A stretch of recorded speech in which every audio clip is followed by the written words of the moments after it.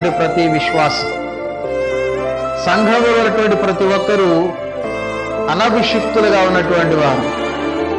దేవునికి పరిచర్య చేయటం అంటే సహజంగా మనకు గుర్తొచ్చేది ఏంటంటే సేవకుడు దేవుని పరిచర్య చేయాలి, సేవకుడు దేవుని పరిచర్య చేయాలనే ఆలోచన మనకు ఉంటుంది. సహజంగా ఈ తలపు మనకు ఉంటుంది.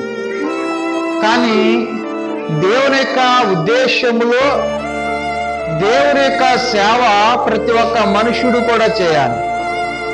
దేవుని యొక్క సేవ, దేవుని యొక్క పరిచర్య సంఘములో ఉన్నటువంటి ప్రతి ఒక్కరూ ఆయన పరిచర్య చేయాలి. అది దేవుడు మన పట్ల కలిగి ఉన్నటువంటి తలంపు, ఆయన ఉద్దేశం.